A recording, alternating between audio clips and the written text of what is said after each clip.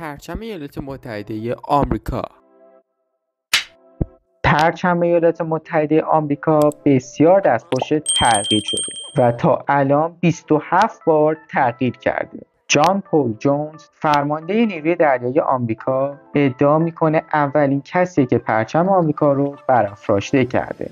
پرچم آمریکا دارای 50 ستاره با پس‌زمینه آبی و 13 نوار قرمز و سفیده که 50 ستاره به معنای 50 ایالت آمریکا و 13 نوار که 7 تای اون قرمزه و 6 تای اون سفیده که به معنی 13 مستعمره بریتانیا هست که قیام کردند و منجر به استقلال آمریکا شدند. در ابتدا این پرچم 13 ستاره داشته.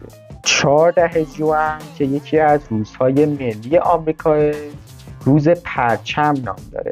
یکی از موضوعات جالب مربوط به این پرچم اینه که آتش زدن این پرچم جرم نیست. در بعضی از نقاط آمریکا پرچم آمریکا همیشه برافراشته است، مثل کاخ سفید یا همه ورودی‌های مرزهای آمریکا و خیلی جاهای دیگه که همیشه پرچم ایالات متحده اونجا برافراشته است. در ژوئن 1969 نیل آرمسترانگ، اولین فضانوردی که پاش رو روی کره ماه میذاره، پرچم آمریکا رو روی کره ماه نصب میکنه.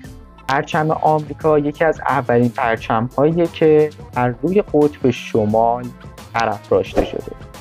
خیلی ممنون بابت تماشای ویدیو.